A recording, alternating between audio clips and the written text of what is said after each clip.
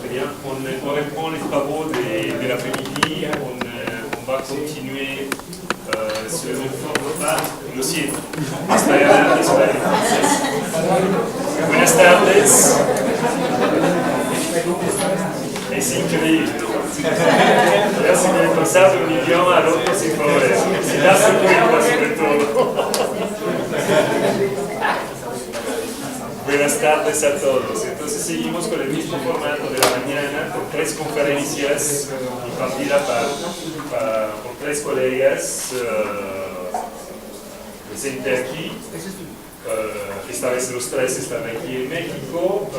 Seguiremos después con un debate, como hicimos por la mañana, un debate que esta vez está animado y moderado por Virginia García Acosta, García Acosta, no sé, disculpas. El orden de factores no altera el producto. Así es. Entonces, sin perder de tomar más tiempo, ya dejo la palabra a Anthony Oliver Smith, profesor emérito de antropología de la Universidad de Florida. Muchas gracias. Bueno, muchas gracias. Quiero agradecer primero a la ILD y a UNAM, a Ciesas por haberme invitado. Es un placer realmente estar aquí. Y les voy a hablar así del impacto de los efectos. O sea que yo distingo entre efectos y impactos.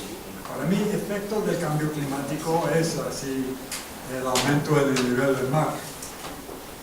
Y luego cuando hablamos de impacto, estamos hablando del impacto de un efecto del cambio climático.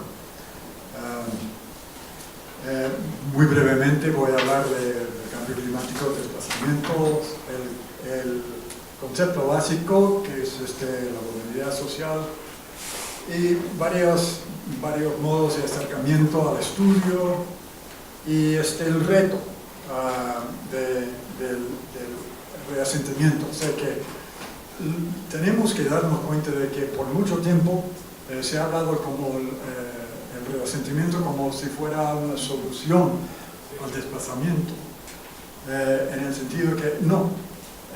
Puede ser una solución, pero hasta la fecha no ha sido una solución muy satisfactoria, en el sentido de que no lo hacemos bien, y aquí en México pues ya han tenido mucha experiencia con la cuestión de represas, y entonces, pero en México no está solo en esto, esto es un problema global.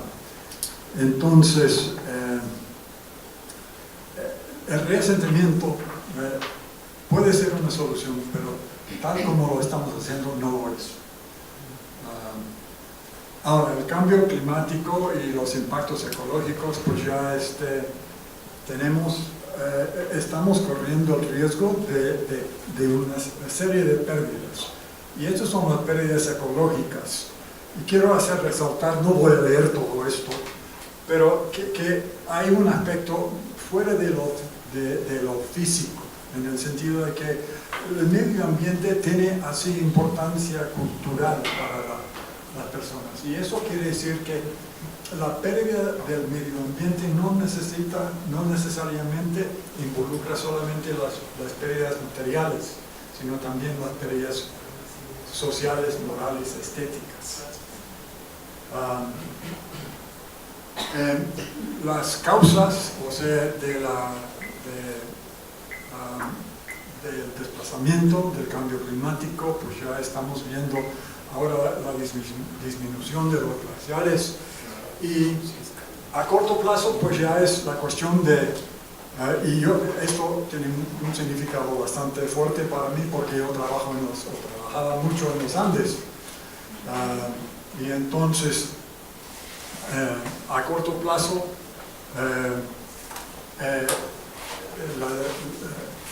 la disminución de los glaciares pues ya representa un exceso de agua, pero a lo largo plazo pues ya, como es un sistema de almacenaje, de agua, va a haber mucha escasez, porque se va a cortar por mitades las temporadas agrícolas. Porque en la zona donde trabajaba yo, durante la época de lluvias había mucha agua, por supuesto, pero la mitad del año, desde mayo hasta noviembre, no había agua. Pero con el agua de los glaciares, pues la agricultura era para todo el año. Ahora si desaparecen esta agua, pues ya... Y, por supuesto, porque había agua todo el año, había mucha gente ahí. O sea que había una concentración de población ahora ahí. Bien, riesgos costeros. Esas son fotos de Alaska, de una colega mía que trabaja ahí, que están experimentando no solo el impacto de las tormentas, sino también la erosión de las costas.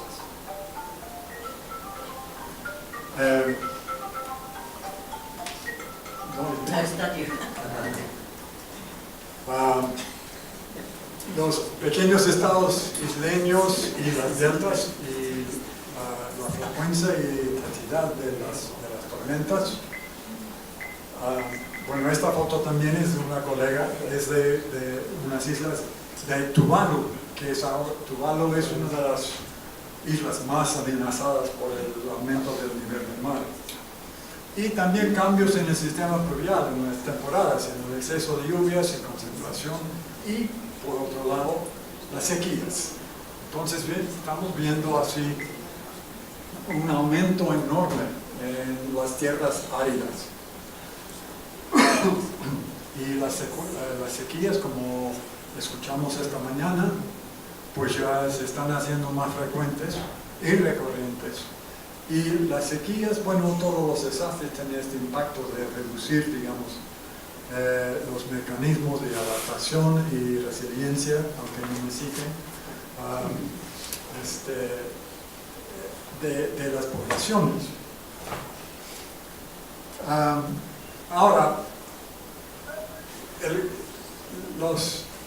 vamos a ver, digamos, una serie de fenómenos de impacto rápido que van a necesitar un desplazamiento muy rápido, un desplazamiento, o sea, casi una huida, una escapada, ¿no? Que serán así tormentas, deslizamientos, inundaciones, incendios, plagas y enfermedades, todos que van a obligar a las poblaciones a desplazarse rápidamente. Pero también tenemos fenómenos de impacto gradual, que es así como las sequías.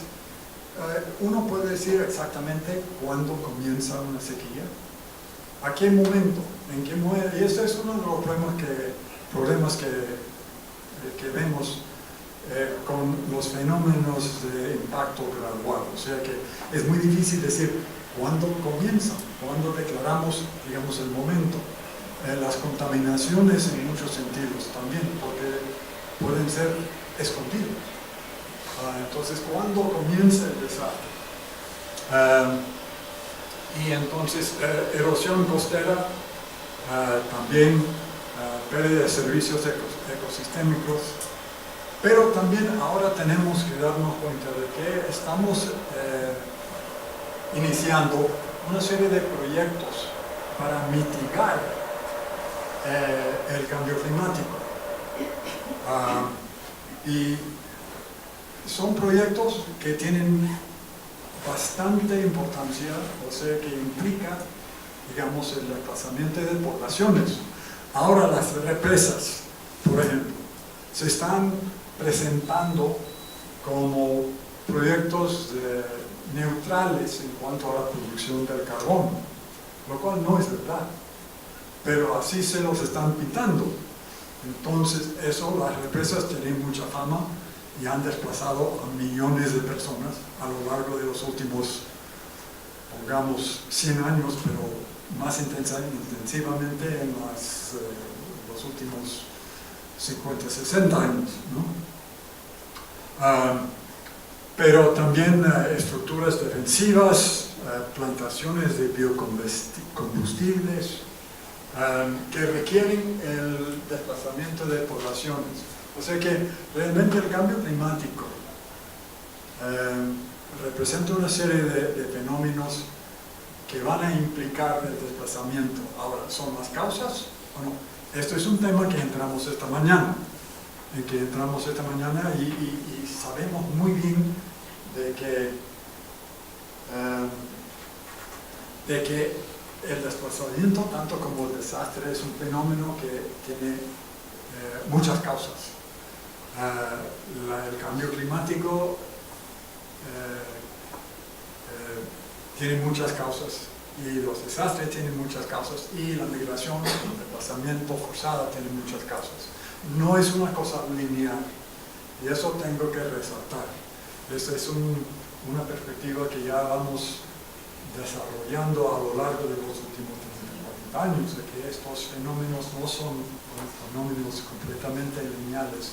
Causa y efecto es una relación mucho más compleja.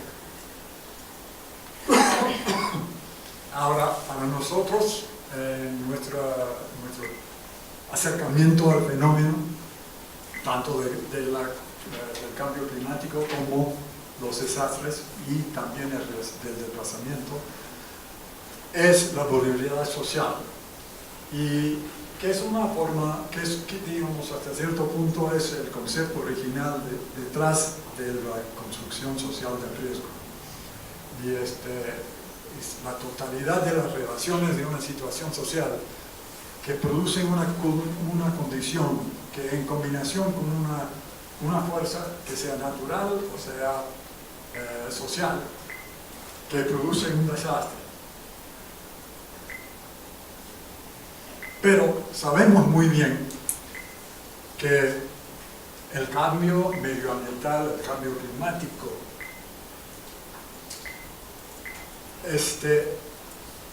no impulsa o no requiere el desplazamiento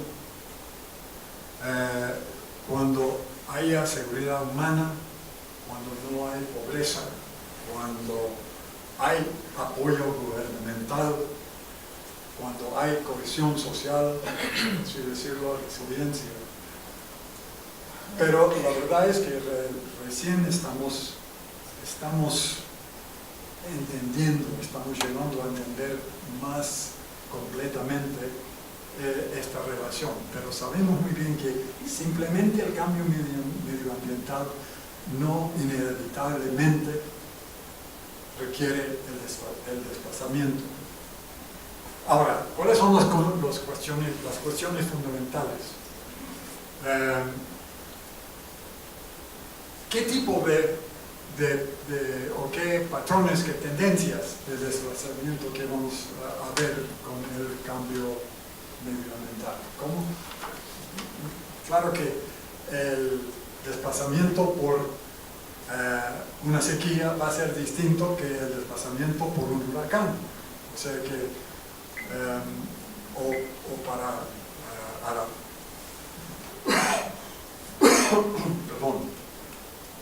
¿cuáles van a ser las formas de vulnerabilidad social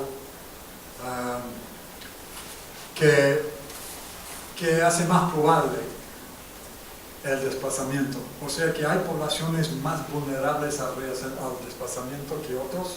Sí hay. Entonces, ¿cuáles son las formas cómo identificamos a las poblaciones más vulnerables al desplazamiento? Y cómo se relaciona la vulnerabilidad con los derechos humanos. Ahora estoy trabajando con un abogado, una psicóloga social y un abogado de derechos humanos de Colombia. Esperamos montar un proyecto sobre el desplazamiento por cambio climático. Y el abogado de derechos humanos va a estudiar todo el fenómeno desde la perspectiva de que esta gente ha experimentado una violación de sus derechos humanos. ¿Qué derechos humanos? El derecho humano de tener un medio ambiente seguro, que es un derecho humano garantizado por la Declaración de los Derechos Humanos de 1948.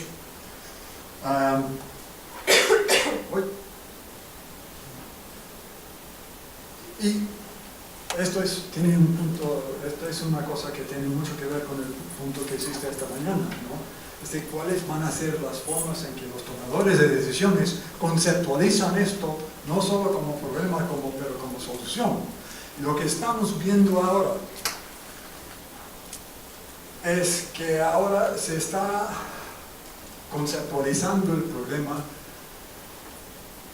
como un problema que tiene una sola solución, que es el crecimiento económico a todo costo, que es el modelo neoliberal. Entonces eso nos limita las preguntas que podemos hacer y por ende nos limita las soluciones que podemos imaginar, porque están fuera del contexto que define el problema. Y entonces esto va a ser un punto muy importante. Ahora lo que estamos viendo es que hay un modelo que domina la situación, digamos, política económica, pero hay otros diálogos, hay otros discursos. Así que es un tema muy, muy importante ahora. Ok, ¿qué tipo de movimientos espaciales hay? Bueno, hay,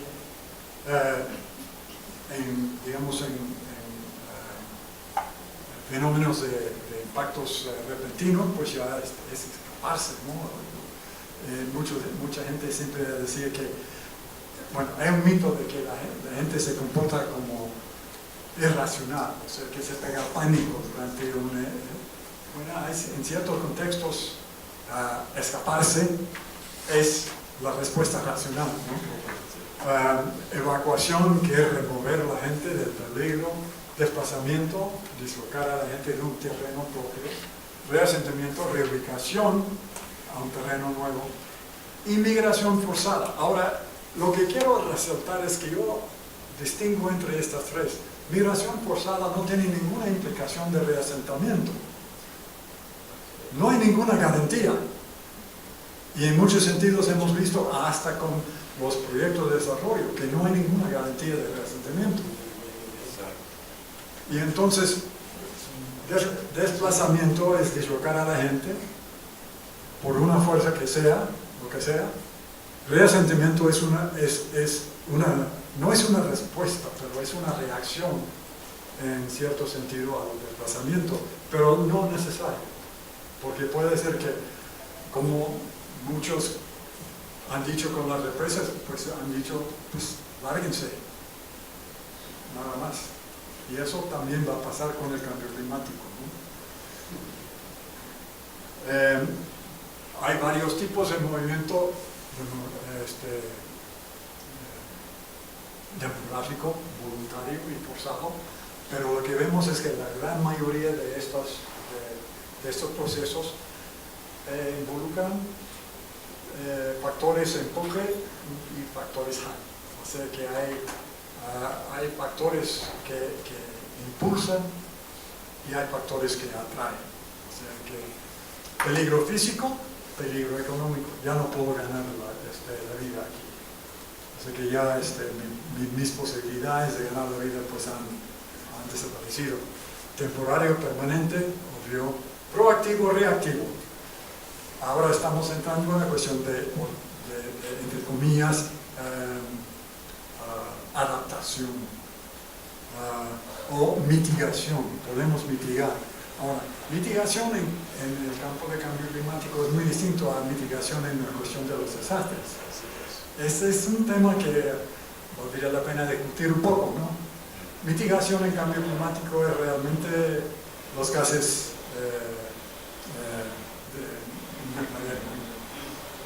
pero mitigación en cuestión de los desastres es reducir el riesgo.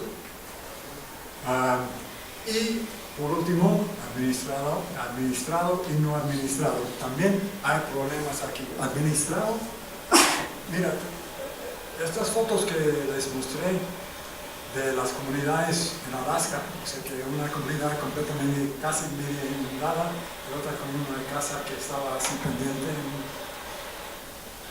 Esta es una población de indígenas Inuit de Alaska. Y ellos desde hace 15 o 20 años se dieron cuenta que tenían que reubicarse y pidieron al gobierno, y el gobierno estadounidense no ha sabido reaccionar. No hay ninguna agencia ahora dentro del gobierno, de la administración del gobierno norteamericano que puede tomar cargo de un proceso de resentimiento. Entonces tenemos así una ensalada de agencias con presupuestos distintos, con reglamentos distintos, con objetivos distintos, y esta gente está esperando 15 o 20 años para reubicarse. Ahora pues, o sea que hay administración, pero es incompetente y no administrado. Ahora lo que vamos a ver son desplazamientos. Ahora los indicios nos dicen que ahora podemos crear escenarios. Esta mañana yo quise introducir el tema de cuál es la diferencia entre un modelo y un escenario. El modelo que lo usamos para crear escenarios. La importancia de los escenarios es que no necesariamente que sean verídicos o acertados, sino que nos obligan a pensar en alternativas. Se puede crear cinco escenarios y una gama de alternativas de respuestas. Entonces, vamos a ver que vamos a tener que crear escenarios, porque vamos a ver desplazamientos temporarios a corto plazo, inmigraciones y desplazamientos a largo plazo. Ahora, esta es la escala global de desplazamiento. Eso es del Internal Displacement Monitoring Center, Centro de Desplazamiento Interno, del monitoreo de desplazamiento interno, de Ginebra. Si sumamos todo esto, ya viene a ser como 150 a 175 millones de personas desplazadas. Ahora, ten en cuenta que solo los rojos son geofísicos, los demás están asociados con el clima. Ahora, ¿quiere decir que tenemos más tormentas? ¿Más lluvias? ¿Más sequías? No necesariamente. Lo que tenemos son poblaciones más vulnerables. Ahora, la incidencia con el cambio climático quiere decir que puede ser que tenemos tormentas más fuertes. Tengo entendido de que vamos a tener, por ejemplo, en la zona del Golfo, que vamos a tener en números absolutos menos huracanes, pero los que tenemos van a ser más fuertes. Ahora, pero no creo que esto sea la última palabra sobre el tema. Pero se dan cuenta de que más o menos los desastres geofísicos se han mantenido más o menos estables. Pero vuelvo a repetir de que estos desastres no necesariamente tienen que ver con la fuerza física del fenómeno, sino no son amenazas más fuertes, son poblaciones más vulnerables y por ende son eventos más extremos, no amenazas más extremas necesariamente. Claro que va a haber también el cambio climático, tal vez implica que van a ser fenómenos más intensos, más frecuentes.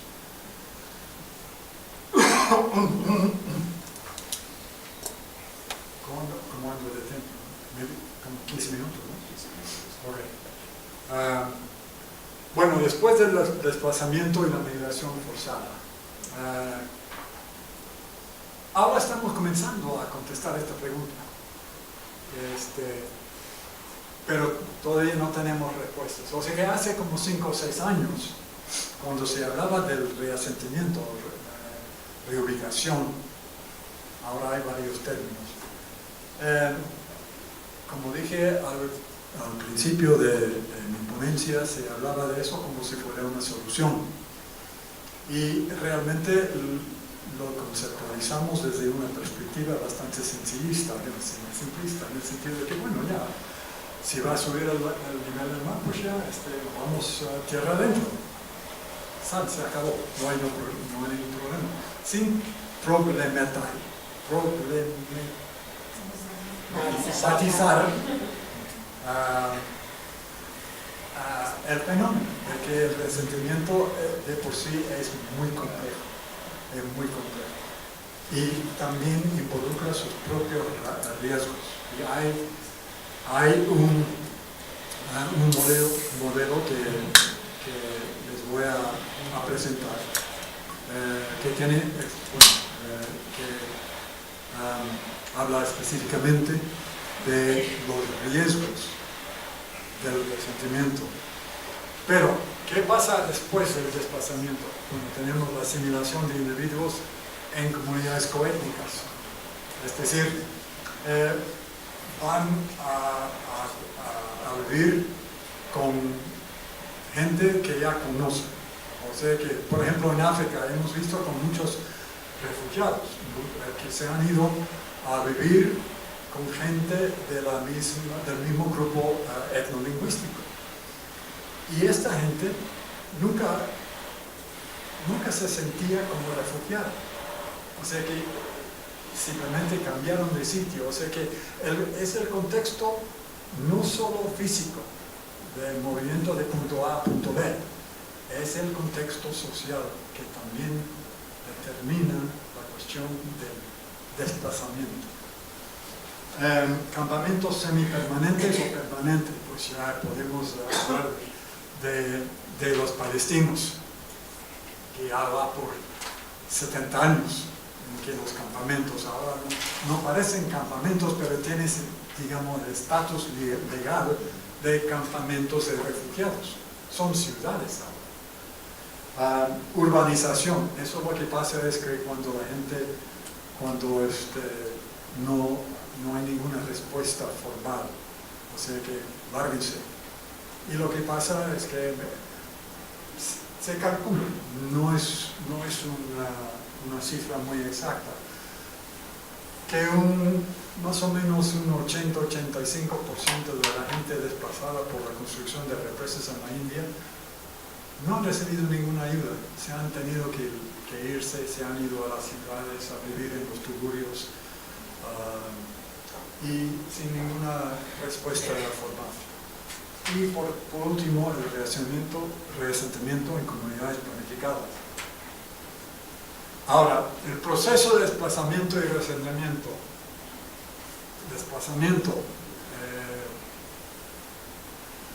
Una comunidad se ve obligada a salir de su lugar porque ya no es habitable.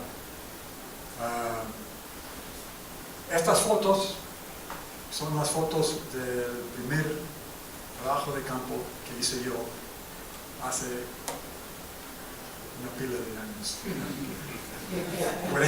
46 años. Este es el pueblo de Yungay. Este es el Nevado Huascarán, el pico más alto de los Andes peruanos. En 1970, el 31 de mayo, a las 3:23 de la tarde, hubo un terremoto, el terremoto más grande en la historia de América del Sur.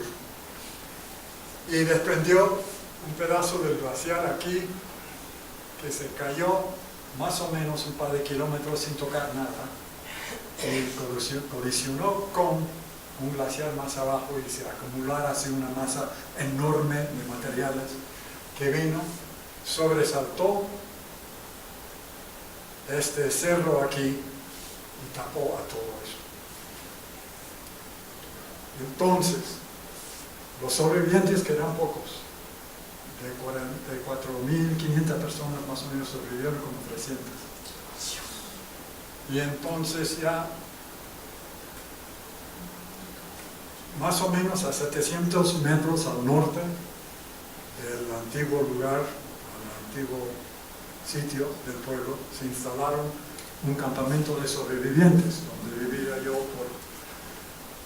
en la primera visita como 15 meses, luego pues otras visitas a lo largo de la década de los 70 a 80, y se instalaron aquí.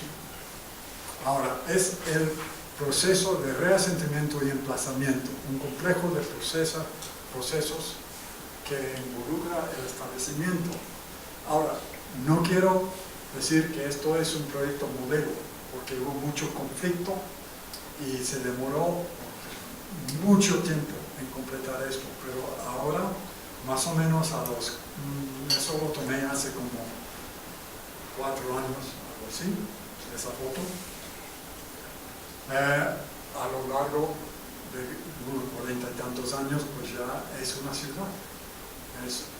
O sea que la gente se ha emplazado. Ahora, en inglés no existe ninguna palabra como emplacement, y a lo mejor en español tampoco existe la palabra emplazamiento, pero a mí me encanta el término, porque eso quiere decir arraigarse en un lugar, ¿no?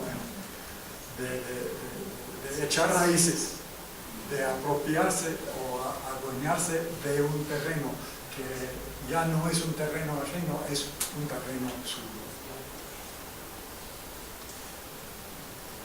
Pero, vuelvo a decir, que no es el resultado común y corriente del proceso de resentimiento. Ahora tenemos también mucha atención que se está prestando al fenómeno de climate displacement, desplazamiento climático entre estados, internacional. Estos son documentos recientes que han salido en los últimos 2 o 3 años. O sea que el problema ahora se está atrayendo bastante atención. Y están buscando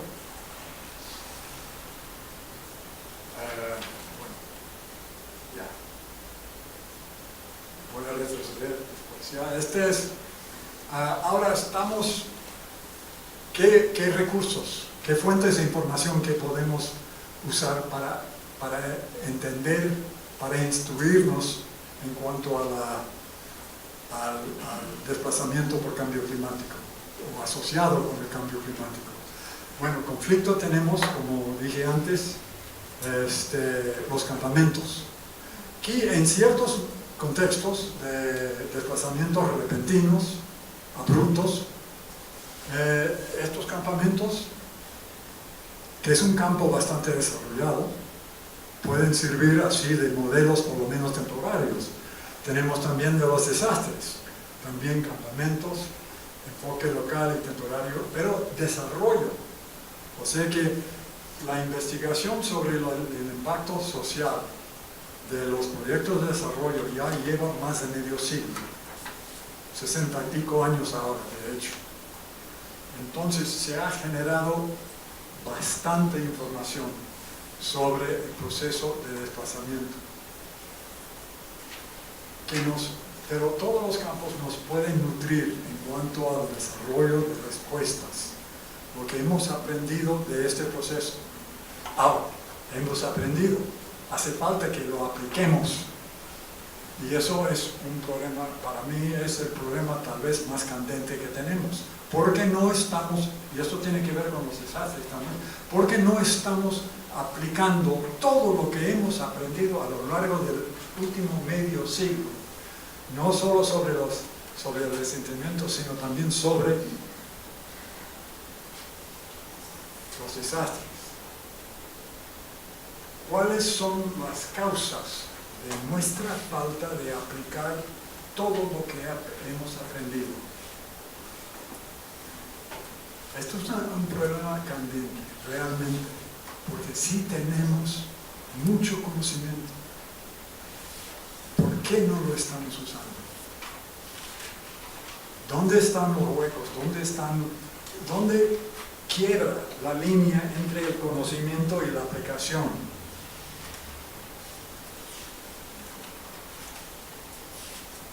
Ok, el desplazamiento involucra una serie de pérdidas. Y no voy a leerlos todos, pero económicas se pierde así, las herramientas, las tierras, el acceso a los recursos, mercados, trabajos sociales, redes de parentesco. O sea que el desplazamiento involucra, sobre todo cuando el proyecto de reasentamiento no distingue entre parientes y comienza a distribuir las casas así al azar. Entonces ya todas estas redes de colaboración se quiebran. Políticas, poder, conflicto, o sea que realmente hay muchos problemas. Una maniobra, una táctica antiquísima de los conquistadores es de desplazar a las poblaciones vencidas. En cualquier imperio, desde los aztecas, los incas, los romanos,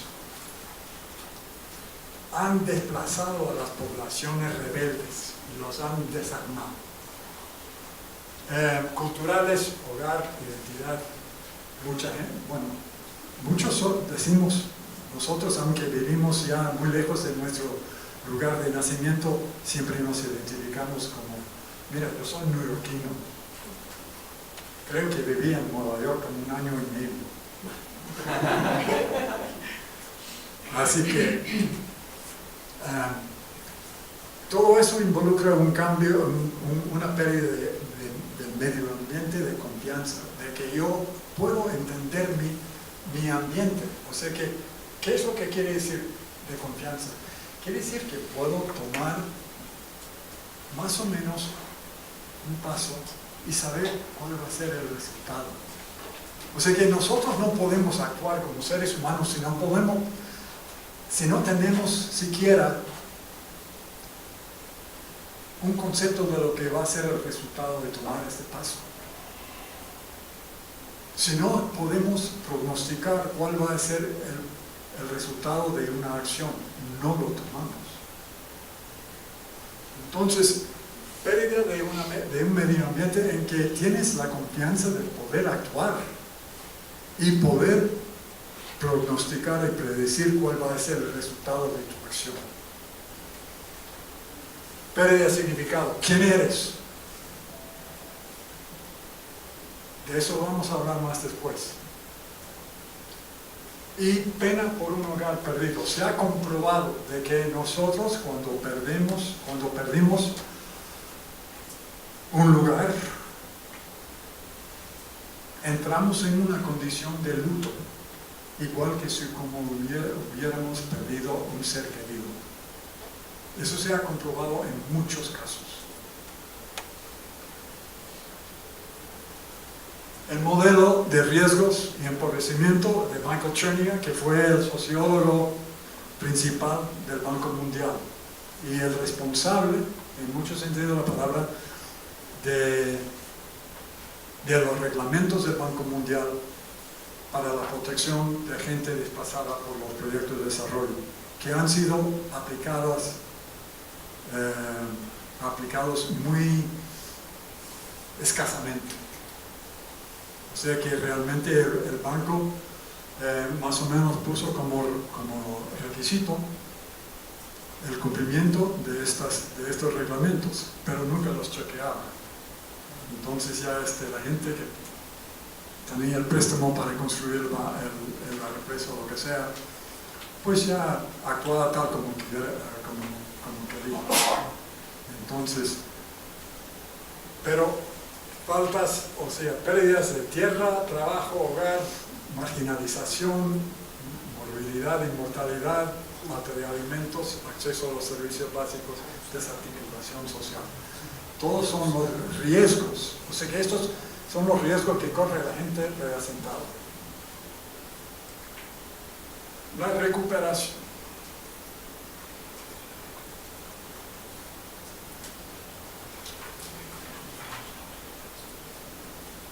Sí, se saltó. Este es el modelo de 4 etapas, basado en un concepto de estrés fisiológico, psicológico y sociocultural. En la planificación, antes de que se haya mudado la población, sobre todo si es por fenómenos graduales, la planificación implica que va a haber cambios en el contexto social. entra ahí la incertidumbre. Y vivir en incertidumbre es nuestro destino humano, pero hay grados de incertidumbre, ¿no? Entonces no saber si vas a estar aquí mañana es otra cosa. El coping es algo, como dije esta mañana, el coping es algo que tenemos que hacer cuando no tenemos respuesta institucionalizada. No es una adaptación, puede convertirse en adaptación.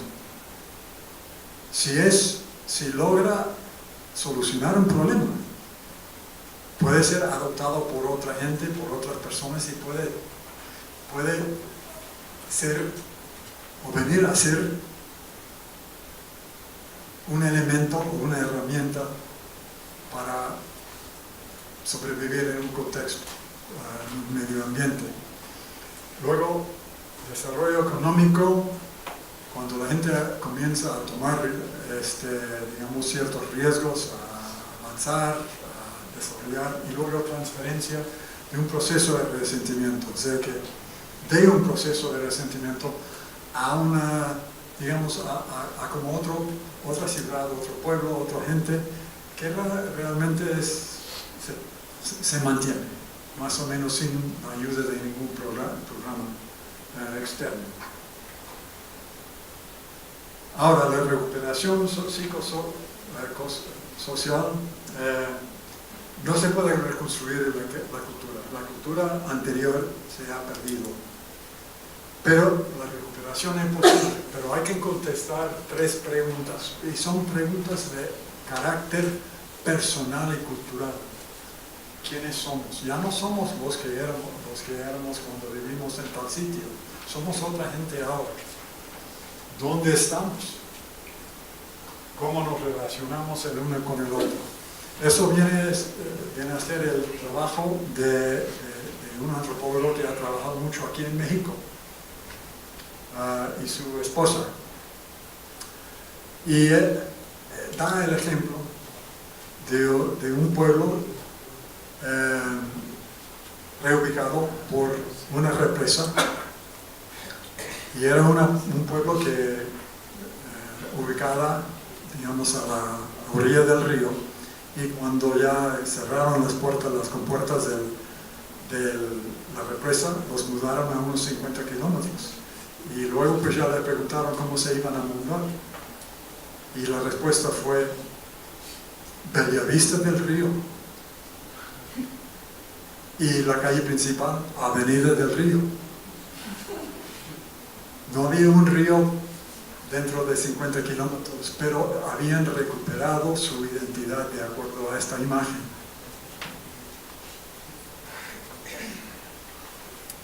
Ok. Estos son los retos de los desplazados, de reconstituir la vida personal, pero también esta red de relaciones sociales que llamamos comunidad. También de luchar en contra de las formas de ayuda que socavan la integridad de la identidad. Y esto es un problema básico. O sea que lo que estamos haciendo con el resentimiento hoy en día destruye la comunidad, socava la comunidad. Porque lo imaginamos el proceso como una simple transferencia de lugar A a lugar B y se convierte en un proyecto de vivienda y nada más. Lo simplifican.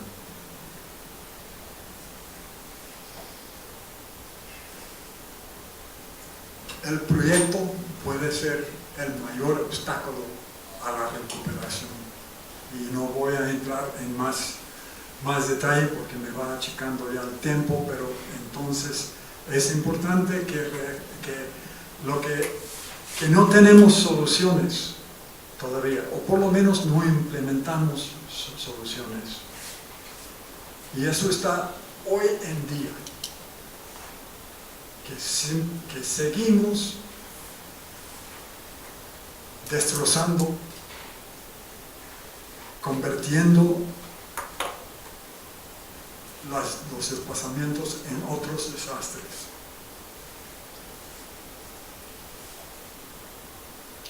Estos son los factores básicos del éxito o el fracaso. Sitio, diseño, materiales, falta de participación, falta de economías domésticas sostenibles, falta de reafirmación o reinterpretación de los valores culturales, financiamiento, mecanismos para... Todo eso son problemas muy conocidos, pero no queremos tomar los pasos para solucionar esto.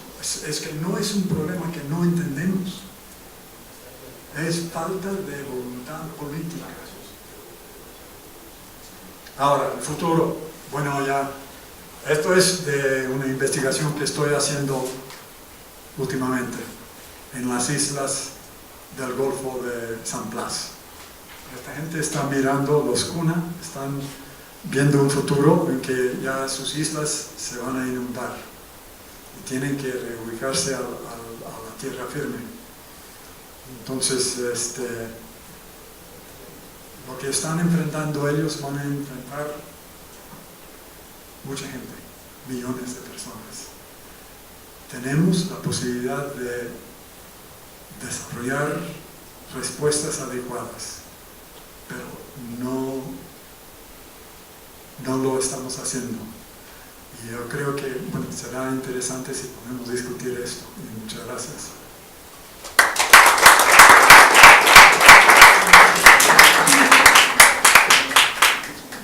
Muchas gracias a usted.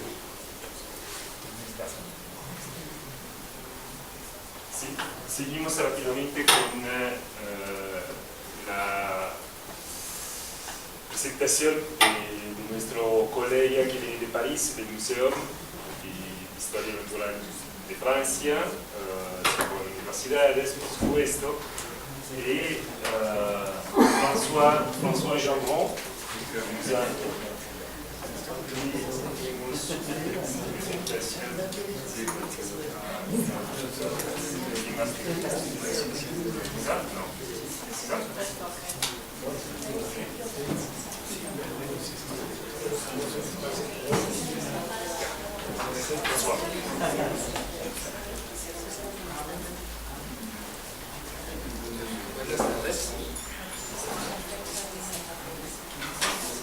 Procurando definirse en el seno de su medio ambiente y frente al futuro, el hombre debe recordar que es desde más de 2 millones de años, el periodo cuaternario, el gran testigo, pero también uno de los actores de la evolución del clima, de los medioambientes y de la biodiversidad.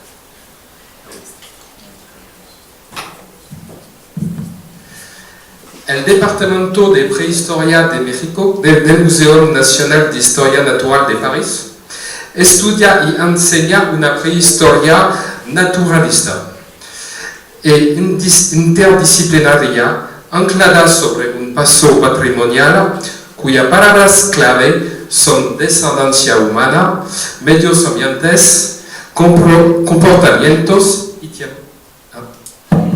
y tiempos largos.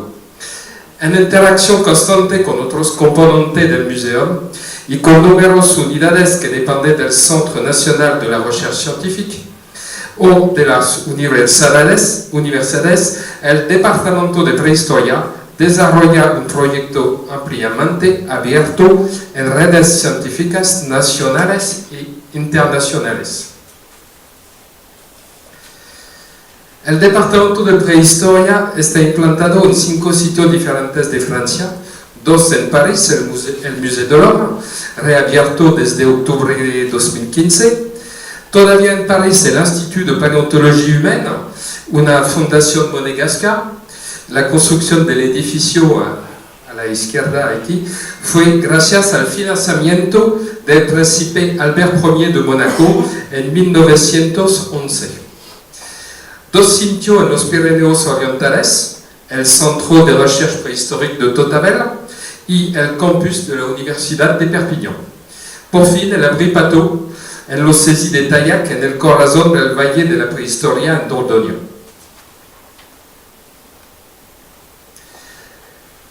El departamento de prehistoria del museo, el estudio de la prehistoria en este departamento se organiza en 3 equipos agrupadas en el seno de la unidad mixta de investigación, l'UMR-CNRS 71-94, que se llama Historia Natural del Hombre Prehistórico.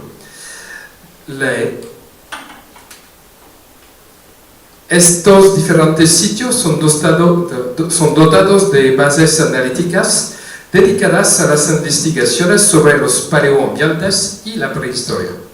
Datación por el uranio torio, geocronología, la arqueobotánica, la paleontología, caracterización de los materiales arqueológicos por técnicas infrarrojas, difracción de los rayos X, petrografía en lámina delgada, Raman, fluorescencia X, son puros laboratorios. El equipo 3, el tercer equipo, cuyo acrónimo es FASM, ha sido creado en 2008 con el fin de estructurar los trabajos llevados en geología del cuaternario en el seno del UMR-HNHP. Las investigaciones tienen por objeto reponer las ocupaciones humanas al cuaternario en el marco de la evolución de los paisajes y de los climas y sobrepasar el estudio simple del marco geológico de los sitios prehistóricos para intentar poner en evidencia las relaciones entre las poblaciones humanas y su medio ambiente. Las temáticas principales de investigación del equipo FASMA abarcan los dominios siguientes, son los que en la diapositiva.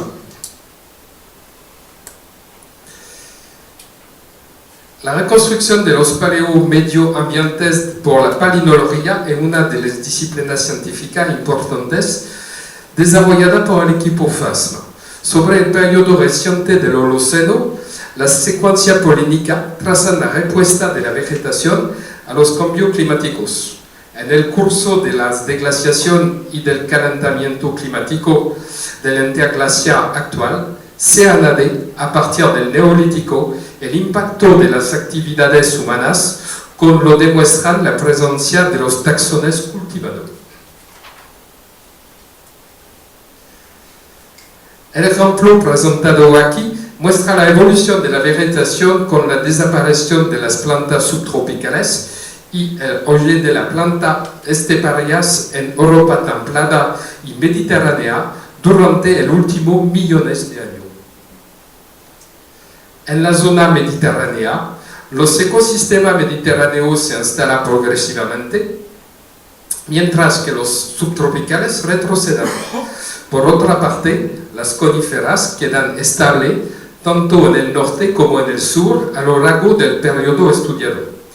Las bandas blancas en las diapositivas corresponden a los intervalos glaciares frío y seco, y las bandas rosas a los interglaciares caliente y húmedo. En el ejemplo presentado aquí, las tomas de muestra,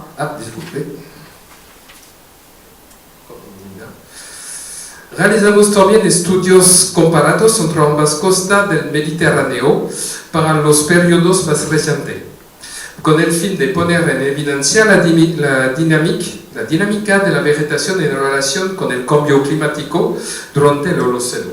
En el ejemplo presentado aquí, las tomas de muestra han sido efectuadas en Francia, en la laguna de Palavas, y al sur tunecino, en la laguna de El Bibano.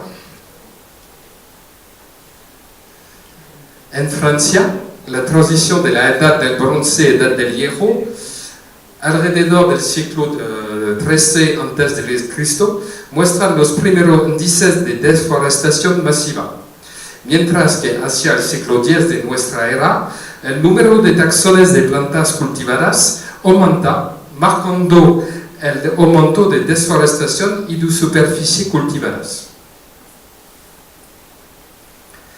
En el sur del Mediterráneo, la respuesta polínica es diferente. La proporción de planta cultivada es fuerte a finales de la época púnico-númida, retrocede en la época romana y aumenta fuertemente desde el siglo XIX.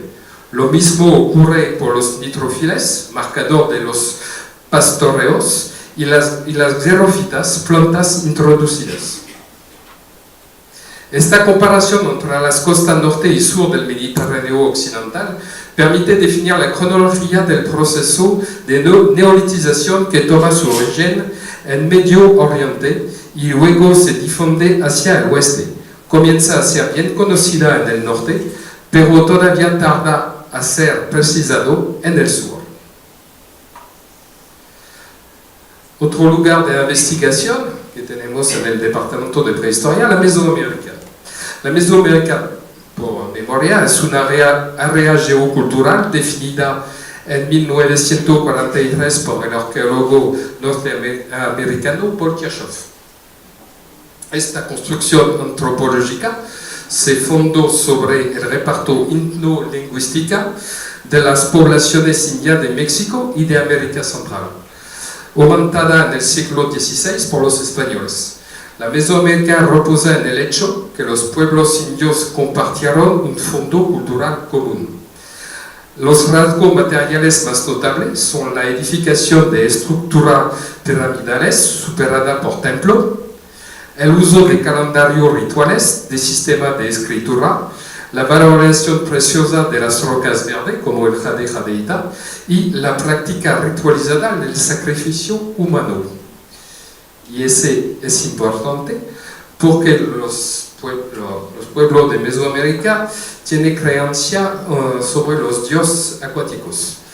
Entre 1465 y 1462, las sequías intensas afectaron la meseta central americana y en particular el Valle de México, conduciendo a los aztecas al sacrificio de numerosos niños a los dioses acuáticos para hacer volver las lluvias. Ve que los problemas de sequía son antiguos en el pasado prehispánico. Las investigaciones arqueológicas permitieron poner en evidencia la existencia de dos técnicas prehispánicas de conservación del agua. La primera es la presa de agua construida sobre el arroyo Lonche Diego en el Valle de Tehuacán, en el estado de Puebla.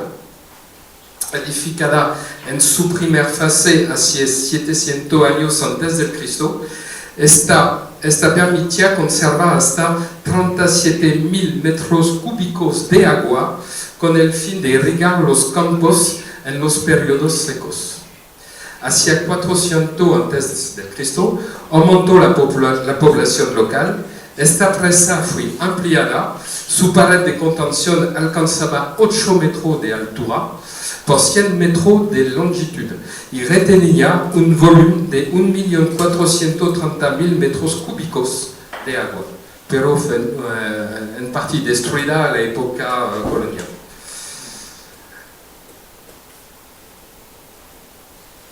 Otra técnica fue desarrollada en el Valle de México para aumentar la superficie de la cultura alimenticia.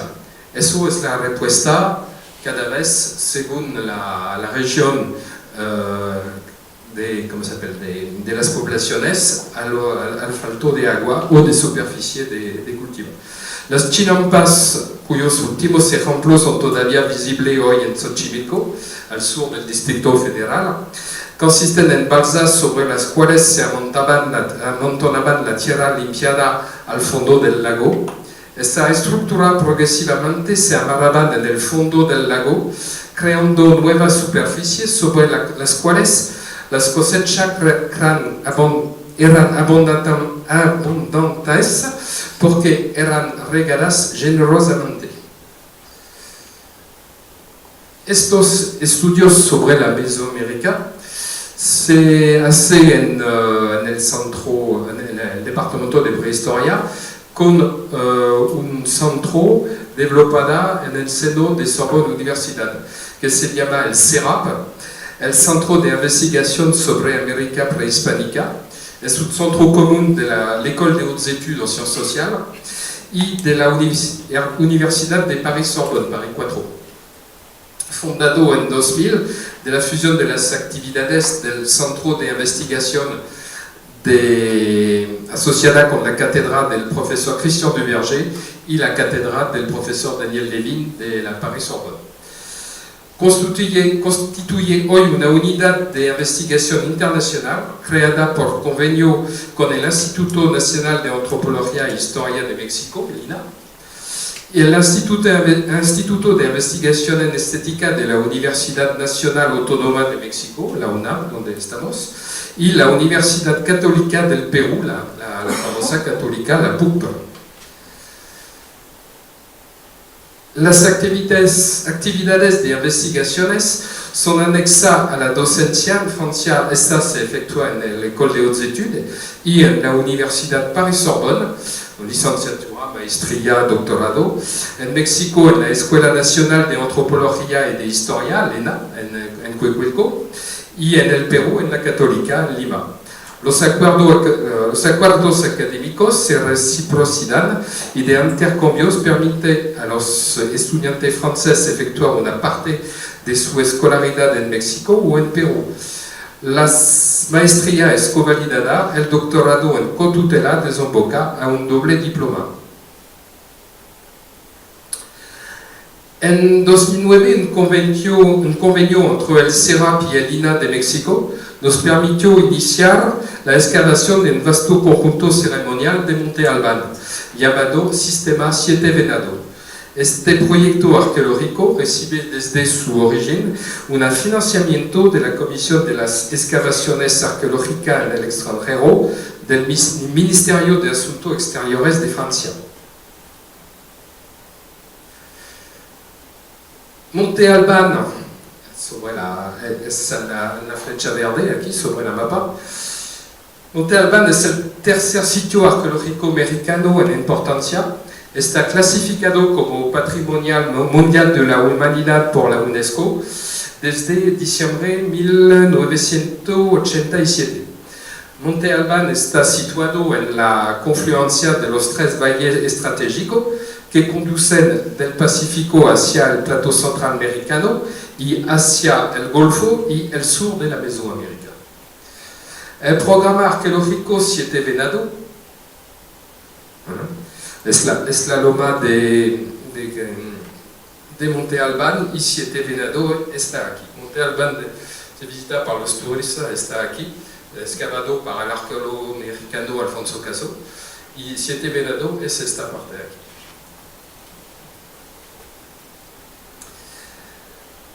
El programa arqueológico Sistema Siete Venado se refiere a la colina situada al extremo sur de la formación geológica Jaltepetongo.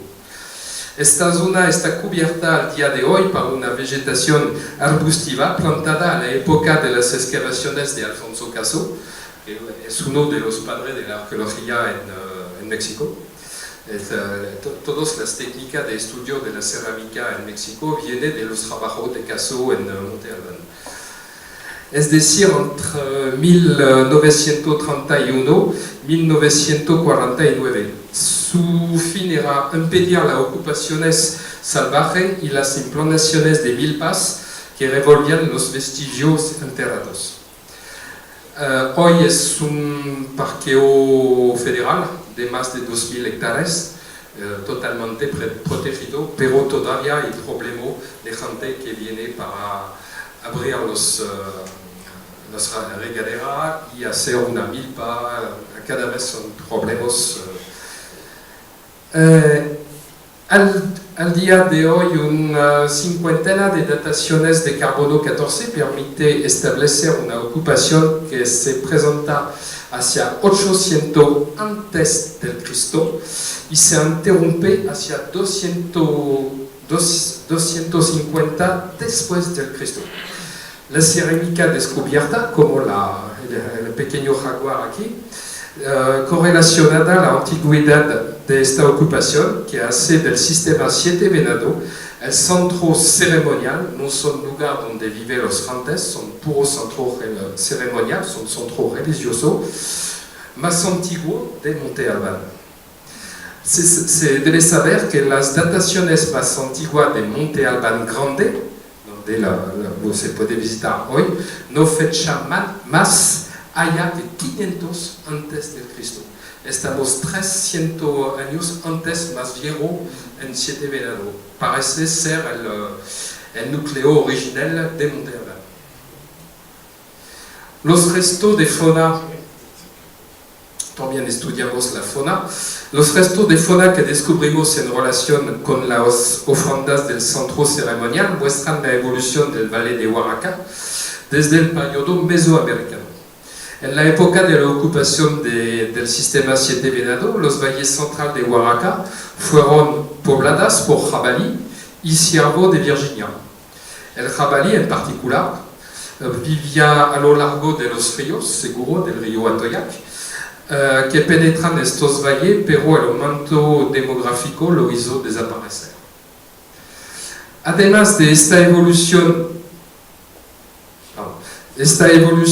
faúnica, el descubrimiento mayor realizado sobre el sistema Siete Venado es la puesta en evidencia de un proceso de abandono programado. Mientras que numerosas tesis explican el abandono de sitios de Mesoamérica por fenómeno catastrófico, rebelión contra las élites, las sequías o las epidemias, sin hablar de los extraterrestres, observamos posiblemente por primera vez las etapas de una elección cultural que apunta al abandono de un centro religioso. Estos acontecimientos se producen hacia 250 después de Cristo.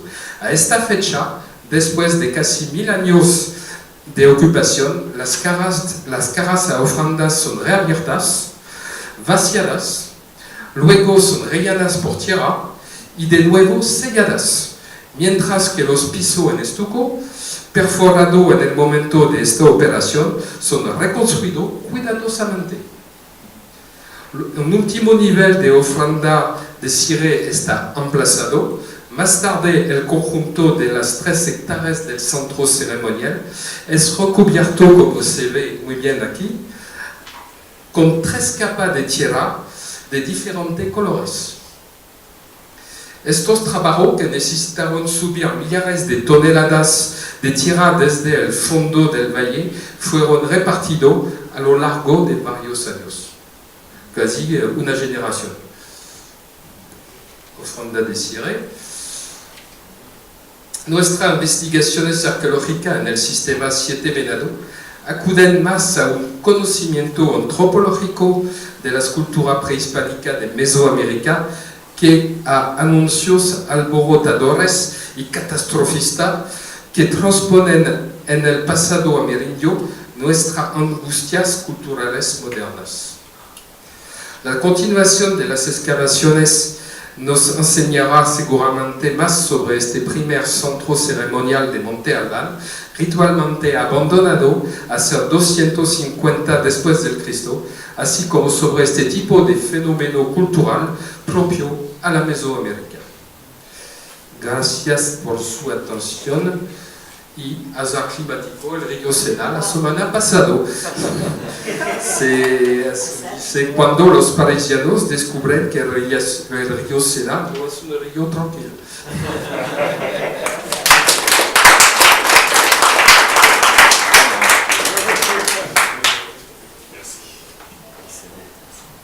Bon, muchas gracias, François. Terminamos con Carlos Gay. ¿Sí?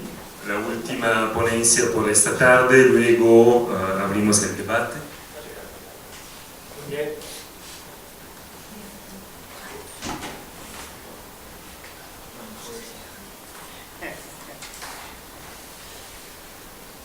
Bueno, gracias. Gracias. Bueno, lo que yo les voy a hablar es de los avances de la agenda del programa de investigación en cambio climático de la UNAM, y esto solamente como introducción quisiera decirles que en realidad el programa de investigación en cambio climático pretende estar a mitad de camino entre lo que son ciencias exactas y ciencias naturales y la parte de ciencia social, economía, y cuestiones de digamos incluso filosóficas.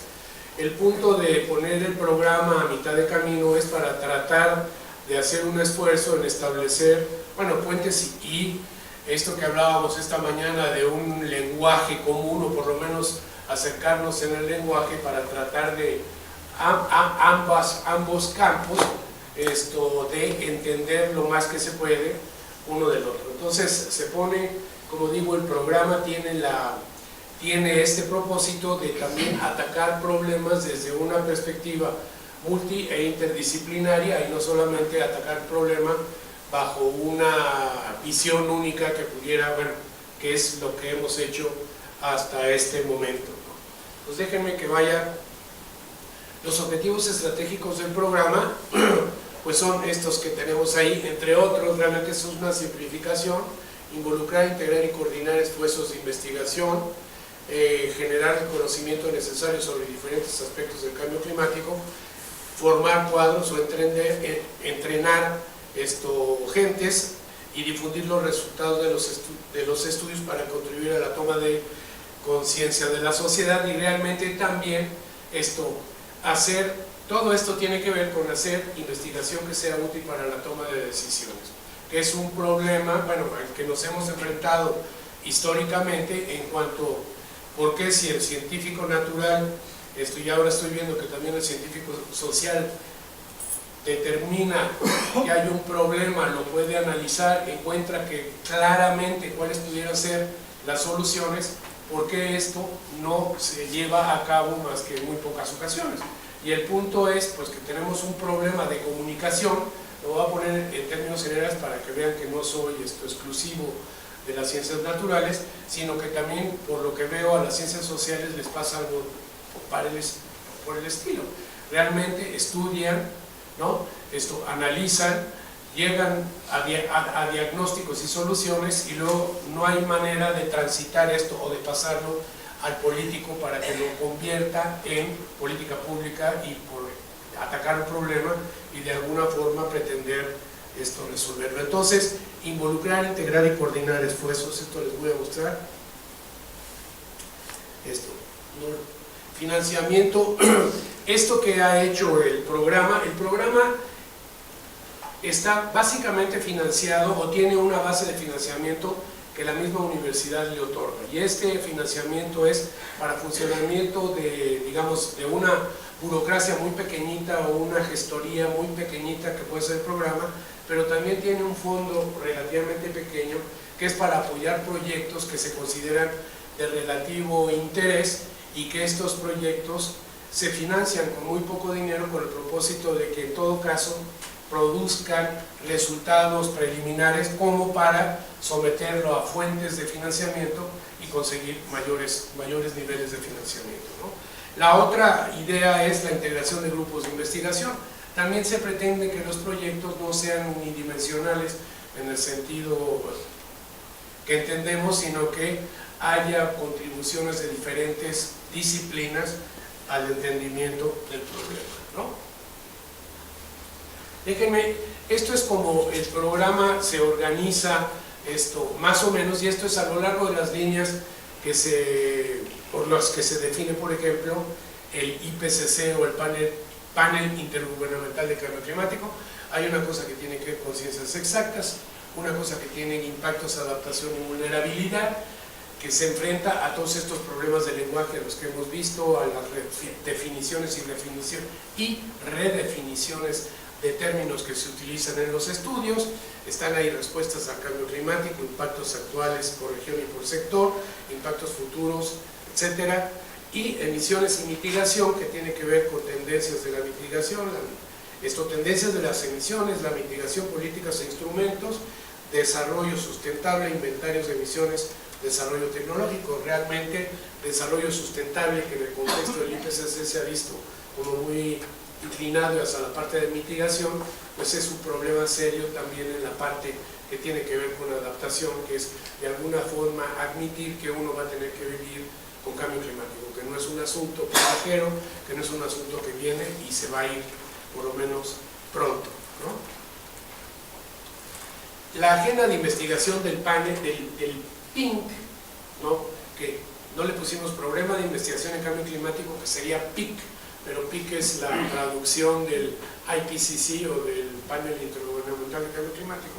Le pusimos una I intermedia y salió un programa de género también, PINC. Entonces tenemos aquí la agenda de investigación del PINC, cambios físicos observados en escenarios de cambio climático.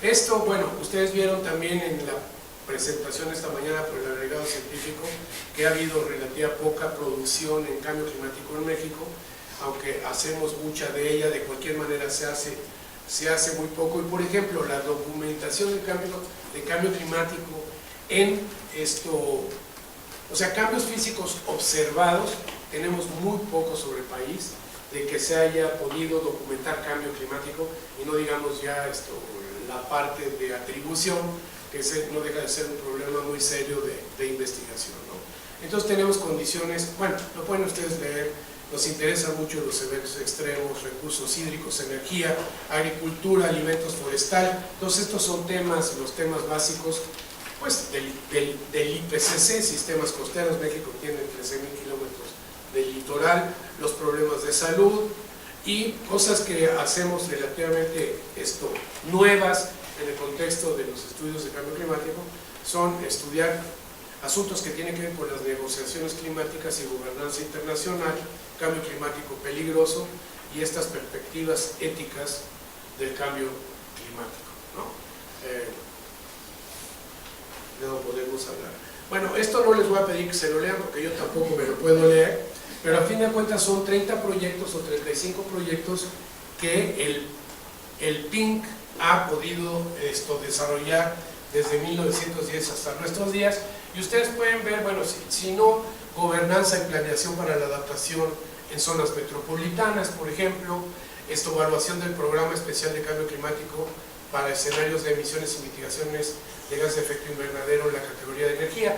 Esto es analizar documentos de gobierno, el papel y las respuestas de las elevaciones medias en México frente a cambios climáticos globales. Esto quiere decir, bueno, la Ciudad de México está a 2.200 metros, es una meseta muy importante y el cambio climático se da ahí de manera diferente. Adaptación al cambio climático como elemento de combate a la pobreza, por ejemplo. Bueno, ustedes pueden ver, aquí en realidad son temas como son temas que involucran, aparte de los escenarios, pues involucran conocer algo de la sociedad, conocer también cuestiones que tienen que ver con la política, que tienen que ver con la economía. Una evaluación del impacto de las estrategias de manejo ecosistémico en la adaptación al cambio climático de la población de la Sierra Norte de Oaxaca, o sea, también de asuntos, locales, proyectos que tienen que ver con red. Estos son asuntos que constantemente, desde la perspectiva del gobierno, pues está muy interesado en saber qué es lo que está pasando con estos nuevos mecanismos que se inventan en el entorno de la Convención Marco o del ex protocolo de Kioto o casi ex protocolo de Kioto. De cualquier manera, si no lo pueden leer aquí, yo los invito a entrar a la página del PINC, muy fácil, pueden buscar PINSC y van a encontrar la página del PINC, y estos son reportes, casi todos son reportes que que están en la página, ¿no? Hay reportes que tienen que ver con hidrología, que tienen que ver con recursos hidrológicos, que tienen que ver con energía, que tienen que ver con salud, que tienen que ver con cuestiones físicas, como utilizar los volcanes cercanos a la Ciudad de México como centinelas del cambio climático, tienen que ver con este tipo de asuntos. Entonces, es una agenda de lo más variada, ¿no? Y de alguna forma, pues esto es gráficamente, cómo están estos estudios y tienen las conexiones entre ellos, entre líneas de investigación. Bueno, ustedes pueden ver líneas de investigación del bloque de ciencias exactas, adaptación y vulnerabilidad y lo que tiene que ver con mitigación, y del tamaño del círculo, esto es proporcional al número de investigación que el proyecto aborda. Entonces, como ustedes ven, todos los círculos tienen diferentes, digamos, flechas, y estas flechas son de múltiples colores, y mientras más flechas tengan de múltiples colores aparezcan, más interdisciplinario fue el ejercicio que se pretendió hacer, ¿no? Y estos pues vienen a aterrizar, dependiendo del color del marco, pues al tema en términos generales que se está llevando en el PINC. Que como ustedes ven, pues tiene ahí el PINC es más ambicioso de lo que quizá podamos nosotros realizar, pero de cualquier manera el PINC es un programa abierto al que cualquiera que tenga ganas de colaborar con el PINC lo invitamos a que lo exprese y pues estará colaborando con el PINC. O sea, no hay mucho cuestiones de protocolo, es una invitación abierta, es un programa que quiere ser, ¿cómo se dice esto? Incluyente, quiere ser un programa incluyente. De hecho, hay del orden de 30 universidades a lo largo y ancho del país que están de alguna forma asociados, pues pretenden estar asociados con nosotros. Estos son proyectos financiados por el PINC, que puede ser casi totalmente o puede ser parcialmente, y tiene México frente al cambio climático, son cuestiones de carácter general, la cultura del agua en México, dinámicas políticas sociales, etcétera, vulnerabilidad y adaptación a los efectos del cambio climático en México. Realmente representa un atlas de vulnerabilidad que se hizo para todo el país, y el atlas de vulnerabilidad de México lo pueden ustedes encontrar en la página del Centro de Ciencias de la Atmósfera. No sé si nosotros tenemos una liga ahí, me imagino que sí, picando ahí, pero esto está a nivel municipal, y esto es como una aproximación de orden cero a la vulnerabilidad, un poco como se definió al principio en términos de la exposición, de la amenaza y de la capacidad adaptativa, de estas definiciones en el contexto del cambio climático, pero no deja de ser pues una aproximación. Si uno va a hacer un estudio a cierta localidad, al menos en el mapa hay una especie como de aproximación de orden cero a cómo está la situación de ese lugar, ¿no?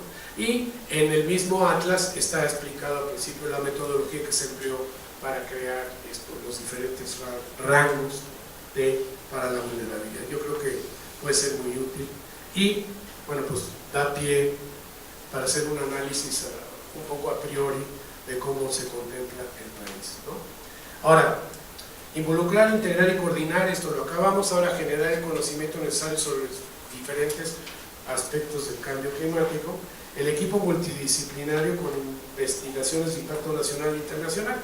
Esto en realidad es los poquitos que pertenecemos que somos académicos dentro del PINC, tenemos este tipo de temas a los cuales nos dedicamos, desde modelos climáticos hasta políticas públicas.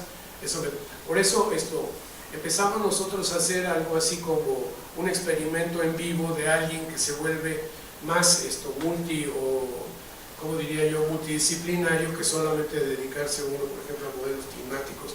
Modelación alternativa suena como la medicina china, y en realidad tiene que ver un poco con eso. Esto es otro tipo de aproximaciones a los análisis y a las descripciones de los proyectos o programas. Se utilizan matemáticas como pueden ser estas cosas de simulación basada en agent-based simulation, redes neuronales, lógica difusa, etcétera. Pero tenemos gente más, los académicos del PINC, pues unos se dedican a gobernanza climática y sociopolítica del cambio climático, cooperación internacional. Por aquí está Luis, que también tiene ahí filosofía climática, análisis del discurso, negociaciones internacionales.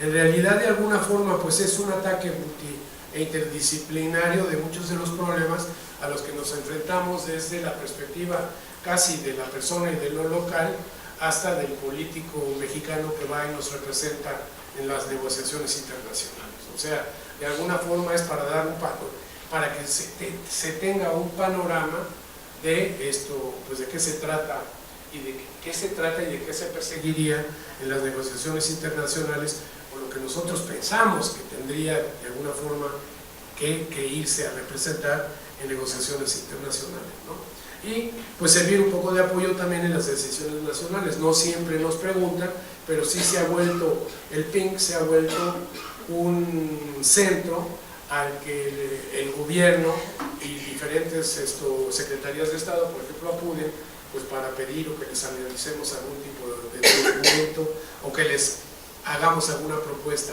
en alguna negociación, en algunos de los aspectos que se negocian en el contexto del cambio climático, ¿no?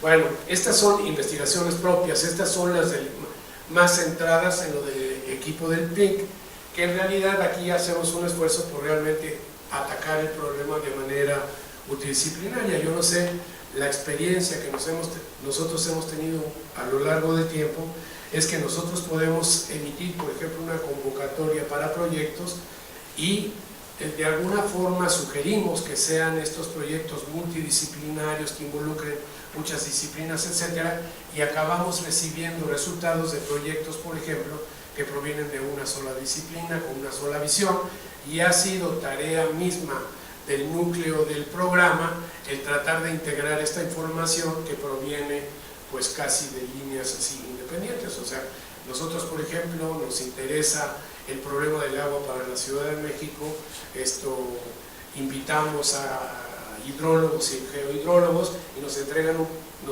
un reporte muy bueno y muy detallado sobre la hidrología del Valle de México, por ejemplo, pero no hay gente en ese Valle de México, lo único que hay es cambio climático y agua o no que va a haber en el futuro. Entonces nos interesa a nosotros crear esta visión multidisciplinaria de los problemas, ¿no? Y bueno, estos métodos que decía yo, estos métodos alternativos para el análisis de problemas de clima, parece ser que pues vienen siendo como más ad hoc que problemas, por ejemplo, basados exclusivamente en ecuaciones diferenciales o en el álgebra que más o menos utilizamos todos, ¿no? Y ustedes verán el primero que intratabilidad ideológica en política internacional de cambio climático, y eso se la debemos a Luis, que trata de explicarse por qué, esto que decía yo al principio, ¿no? Por qué si lo tenemos tan claro nosotros, no lo podemos transmitir y el político no va a tomar una decisión basada en esa información. Y en realidad, bueno, pues es que la política también es un asunto muy complicado y intervienen muchos más factores que solamente entender el problema y tomar la decisión más apropiada en relación al problema analizado, ¿no? Surgen un montón de otros temas, surgen intereses particulares, intereses no tan particulares, y realmente, pues, como decíamos nosotros, se complica mucho un problema que para nosotros lo vemos muy fácil, pues lo complican enormemente, porque resulta que hay que tomar en cuenta a la suegra del señor diputado, que es el que coordina el grupo de cambio climático en la Cámara de Diputados, y cosas como eso que complican el asunto, ¿no? Y tenemos ahí, bueno, pues hemos hecho también una cuestión sobre combustibles y combustibles, biocombustibles, para tratar de ver si es una opción para México. Por ejemplo, este tipo que son preguntas concretas que requieren respuestas que no son tampoco tan directas, ¿no? Porque biocombustibles para México, bueno, quizá funcionan en ciertos aspectos y no van a funcionar en otros, entonces eso es un problema que involucra bastante más que una o dos disciplinas. Entonces, bueno, esto es tendencias, por ejemplo, en la política ambiental en la Unión Europea y América del Norte, integración o cooperación, o sea, cosas que van a un poco así como la meta clima, ¿no? También esto está en la página nuestra, ¿no? Bueno, y tratando un poco de ilustrar de qué es lo que pretende hacer el núcleo del programa de investigación, pues ustedes lo mismo ven ahí. Aquí sí, como ustedes ven, los colores que parten o que no parten de estos circulitos, pues pretenden ser más coloridos aún que en el caso anterior. Y esto es que el propósito nuestro al realizar este tipo de investigaciones, pues pretendemos hacerlo para empezar que sea más multi e interdisciplinario. Y también ustedes ven ahí la conexión entre temas, porque esa es la otra cosa, o sea, es cómo están conectados los diferentes temas de asuntos que se manejan como temas propios del PINC. Y creo que para formar cuadros altamente capacitados, esa es otra de las funciones, integración multidisciplinaria de investigadores y estudiantes a nivel nacional, y entonces estamos echando a andar, o se está echando a andar, de hecho existe, pero cada vez necesitamos más dinero para financiar la Red Nacional de Investigación Multidisciplinaria en Cambio Climático, y estos son algunos de los, esto pues ilustra el esfuerzo que tratamos de hacer entre jóvenes y no tan jóvenes para tratar de propagar el tema y este enfoque multidisciplinario y transdisciplinario a los asuntos de cambio climático. Creo que les voy a mostrar, esto es lo que estamos haciendo también, y esto espero que resulte de la importancia que creemos que puede tener, que es el primer reporte mexicano del cambio climático, y estos son 3 volúmenes, de los cuales han salido publicados 2, para fin de este mes saldrá publicado el 3er volumen, que tiene que ver con las bases científicas del cambio climático, pero es otra vez una réplica o una versión mexicana de lo que pretende hacer el IPCC a nivel internacional. Esto pretende recoger la investigación que se hace sobre México y en México sobre el cambio climático, y cómo, para crear una visión de cómo le puede ir o cómo está México en el contexto del cambio climático, ¿no? Esto pretendió ser o pretende ser lo más exhaustivo posible, ¿no? Pero bueno, como cualquier cosa que es producto de la academia, pues está sujeto a, los invito a que lo lean, Virginia, porque en realidad esto pues está muy interesante. Esto es lo más que pudimos recoger sobre las investigaciones de mexicanos en cambio climático, y un poco esto también, el reporte obedece a la necesidad de que mexicanos dedicados al cambio climático estén enterados de lo que otros mexicanos que hacen cambio climático hacen, porque lo más común es que cada quien hace y publica en las revistas en el extranjero de alta circulación o de menor circulación, pero a fin de cuentas uno se entera de lo que hace el vecino a través de una publicación extranjera, y no porque puede platicar, irse al cubículo de eso y decirle, oye, ¿qué estás trabajando? Y entonces, para evitarles que se levanten y vayan al cubículo del vecino, pues está aquí contenida la información que estos mismos produjeron, esto en español. Entonces los capítulos son como revisiones sobre los temas, y en estos capítulos pues ustedes encontrarán estos bosques de ecosistemas, aguas costeras, zonas costeras, agricultura, salud, aquí mitigación por sector, mitigación por región, etcétera, reducciones, los esfuerzos que se están haciendo en el país para reducir emisiones, ¿no? Y el volumen 3, también esto está en la página del PINC, o sea, si ustedes tienen curiosidad, pueden entrar a la página del PINC y van a estar ahí los reportes, y los invito, ¿no? Y finalmente difundir los resultados de los estudios para contribuir a la toma de conciencia, etcétera, ¿no? Ustedes lo pueden leer, y en realidad pues es que el PINC, siendo tan pequeñito, hace, como diríamos en español, circo, maroma y teatro, o sea, hacemos de todo, un poco entre científicos, gerentes, educadores, teatro guiñol, etcétera, para tratar de difundir aspectos y resultados de los estudios que el mismo programa hace. Y entonces, aquí pues son algunas acciones que tenemos, como el seminario permanente de cambio climático, que ocurre todos los martes últimos de mes, de 5 a 7 en la sala Nabor Carrillo. A los que puedan, les invitamos también a que asistan, y estos son conferencias, realmente más que una conferencia, es 1 hora de conferencia, más 1 hora en que el público que asiste al seminario participa preguntando, quejándose, diciendo que el gobierno hace bastante o que no hace bastante, o que los mismos investigadores se la pasan rascándose la barriga, pero la verdad es que tratamos de establecer aquí un diálogo con el resto de los estudiantes, no solamente de la UNAM, sino estudiantes de diferentes universidades del país, ¿no? Y bueno, esto es participación en foros, el RTCC, que lo hicimos un año, es carísimo, yo no sé si ustedes lo han visto, lo hicimos un año y luego ya como país tercermundista dijimos que ya no, que nos lo tendrían que regalar, y esto del International Center for Climate Change Governance, que está en Italia, ¿no?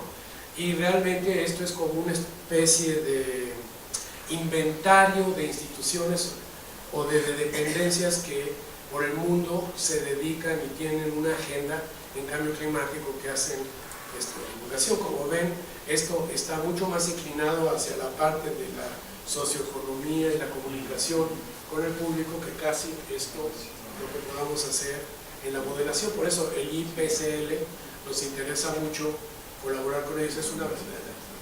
Esto le voy a pasar a mis colegas de Ciencias de la Atmósfera, la posibilidad de colaborar en de Earth Model, etc., ¿no?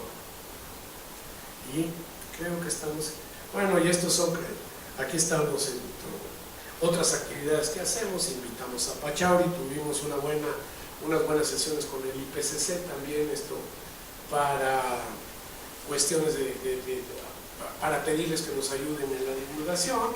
Si ustedes han estado en las negociaciones de cambio climático, pues algunas de estas caras les serán reconocibles, ¿no? La de Pachauri, con modo que no. Bueno, creación de foros, y bueno, y aquí, bueno, pues es una invitación directa que les puedo hacer, que es el programa, el PINC, lleva organizados 5 congresos nacionales de cambio climático. Estos congresos, a fin de cuentas, ocurren en 7 sedes diferentes por todo el país, ocurren simultáneamente durante la semana del 17 al 21 de octubre en este año, y un poco la idea es otra vez esta idea de difundir y divulgar la investigación que se hace en México y realmente fuera de México en el contexto del cambio climático. Entonces esto va a ocurrir del 17 al 21 de octubre, y como les digo, es un esfuerzo que se hace por todo México realmente. Hay 7 sedes, como digo, 7 sedes diferentes: noroeste, noreste, centro, centro-sur, sureste, centro, y en el mismo centro hay como 4 sedes diferentes también. O sea, es un verdadero producción, ¿no? Y se acabó. Muchas gracias.